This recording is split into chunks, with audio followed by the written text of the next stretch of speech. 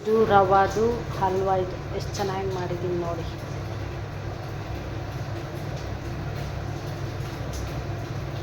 ಬಿಸಿ ಬಿಸಿ ತಿಂದರೆ ಚೆಂದ.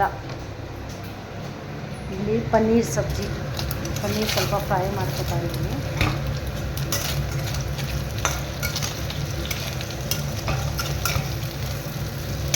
ಪನ್ನೀರು 2 ಆಲೂಗಡ್ಡೆ ಫ್ರೈ ಮಾಡಿಕೊಂಡು ಬೇಯಿಸ್ಕೊಂಡು ಇಟ್ಕೊಂಡಿದ್ದೀನಿ.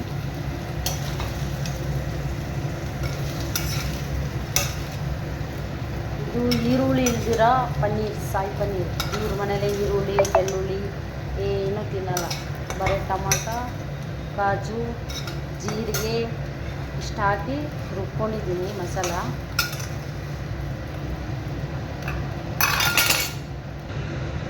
ಸ್ವಲ್ಪ ಕಸೂರಿ ಮೆಥಿ, ಪಲಾವ್ ಎಲೆ ಹಾಕಿದ್ದೀನಿ. ಆಮೇಲೆ ರುಬ್ಕೊಂಡಿರೋದು ಪೇಸ್ಟು.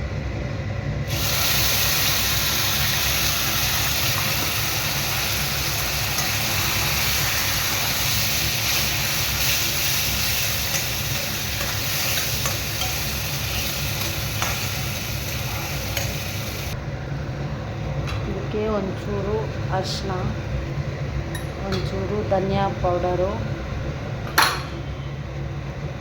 ಉಪ್ಪು, ರುಚಿಗೆ ತಕ್ಕಷ್ಟು ಉಪ್ಪು, ಮೆಣಸಿನ್ಕಾಯಿ ಇದರಲ್ಲೇ ಬ್ಯಾಡಗೆ ಮೆಣಸಿನ್ಕಾಯಿ ಹಾಕಿ ರುಬ್ಕೊಂಡಿದ್ದೀನಿ. ಮೆಣಸಿನ್ಕಾಯಿ ಪೌಡರ್ ಏನು ಬೇಡ, ಖಾರಕ್ಕೆ ಬೇಕು ಅಂದರೆ ಒಂಚೂರು ಹಾಕ್ಕೋಬೋದು. ಚೆನ್ನಾಗಿ ಇದನ್ನು ಸ್ಮೆಲ್ಲು ಹೋಗೋ ಗಂಟ ಫ್ರೈ ಮಾಡಬೇಕು. ಈ ಮಸಾಲೆ ಆಗೋ ಗಂಟ ಚೆನ್ನಾಗಿ ಸೈಡಿಗೆ ಚಪಾತಿ ಮಾಡ್ಕೊತಾ ಇದ್ದೀನಿ. ಒಂದು 8 ಚಪಾತಿ ಮಾಡ್ತೀನಿ ಫಲಕ. ಅದ್ರ ಜೊತೆಗೆ ಚಪಾತಿ ಚೆನ್ನಾಗಿರುತ್ತೆ ಪನ್ನೀರ್ ಜೊತೆಗೆ. ಇದ್ರ ಥರ ಎಣ್ಣೆ ಬಿಟ್ಕೋಬೇಕು. ಈಗ ಆಯಿತು, ಎಣ್ಣೆ ಎಲ್ಲ ಬಿಟ್ಕೊಂಡಿದ್ದೀನಿ, ಚೆನ್ನಾಗಿ ಮಸಾಲ ಆಗಿದೆ.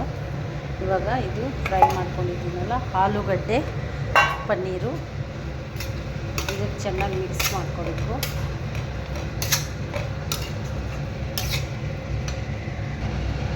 ನೋಡಿ ಫ್ರೆಂಡ್ಸ್, ಒಂದು ಕುದಿ ಬರಬೇಕು. ಅದೆಲ್ಲ ಹಾಕಿದ್ಮೇಲೆ ಆಮೇಲೆ ಸ್ವಲ್ಪ ಕಸೂರಿ ಮೆಥಿ ಗೊತ್ತಲ್ಲ, ಮೆಂತ್ಯ ಸ್ವಲ್ಪ ಒಣಗಿರೋದು, ಒಂಚೂರು ಹಿಂಗೆ ಹಾಕಿ ಉರಿಸ್ಬಿಟ್ಟು ಆಫ್ ಮಾಡಿಬಿಡ್ಬೇಕು.